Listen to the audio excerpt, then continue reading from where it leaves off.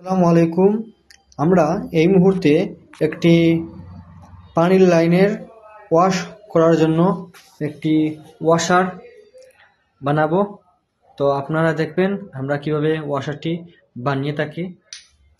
তো আপনাদের নিতে হবে এইরকম একটি পিপিআরের পাইপ। আমরা জেট পাইপ দিয়ে বানাতে পারবেন, আমরা পিপিআর দিয়ে বানাচ্ছি। আপনার 3/4/2 ফিমেল মেল সকেট, আর এটা নিতে হবে 3/4 পিপিআরের সকেট। এটা হলো 1.5 3/4 আর সকেট পিপিআরের। এটা হলো পিপিআরের প্লেনটি। এরকম জিনিসপত্র আপনাকে নিতে হবে। তো শুরু করা যাক কাজের দিক দিয়ে। তো আপনারা দেখতে পাচ্ছেন আমরা পিপিআর পাইপে 1.5/3/4 যে আর সকেট আছে, সে আর সকেটটি আমরা জয়েন দিতেছি। সে জয়েনটা কিন্তু আমরা পিপিআর দিয়ে দিচ্ছি, পিপিআর 5 ফিটিংস। এই জন্য কারণ পিপিআর 5 ফিটিংসে জয়েন দেওয়ার পর অনেক মজবুত এবং অনেক শক্ত হয় থাকে। এই জন্য তো আমরা অলরেডি জয়েন শেষ, হিট দেওয়া শেষ। এখন সোজা করে জয়েনটা সোজা রাখো। তো আমাদের এই যে আর সকেটটা জয়েন দেওয়া কমপ্লিট হলো। তো আমরা পাইপ কাটারটা হাতে নিলাম। এই যে 3/4/2 যে মেল আর সকেটটা আছে, তো সেই সকেটটি আমরা 3/4 পাইপে জয়েন দিয়ে দিচ্ছি। এখন আমরা লাগাবো।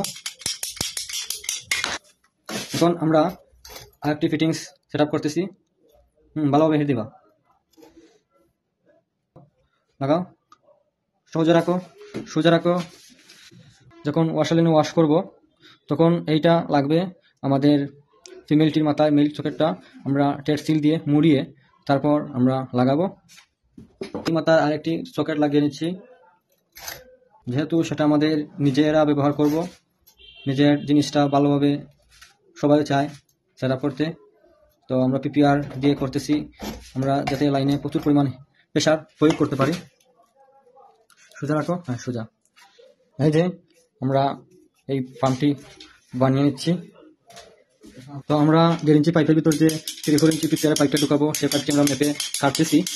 তো এই যে দেখাই আপনাদের, আমরা এই মাথা একটু রাবার লাগিয়ে নিলাম শক্তভাবে। আর এই যে মাপটা আমরা একটু পর্যন্ত রাখলাম, চেষ্টা টুল বানাচ্ছি পাইপে ধরার জন্য সহজভাবে সোজাভাবে রাখবা সেই হ্যান্ডেলটা। যে আগের যে চাপকল আছে, ডেকিকল আমরা বলি, এই ডেকিকলের মতো হবে। প্রতিটা ফিটিংস সোজা রাখবা, সোজা।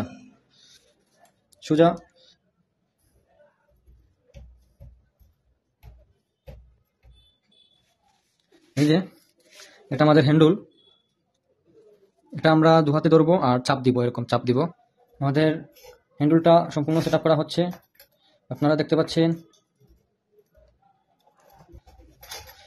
জয়েন দাও, সোজা রাখো। এই যে আমাদের অলরেডি রেডি হয়ে গেছে। এখন আমরা এই যে মাথাটা, এই মাথাটা একটু আমরা হিট দিব, পিপিআর দিয়ে হিট দিয়ে আমরা সেই মাথাটা ব্লক করে দিব।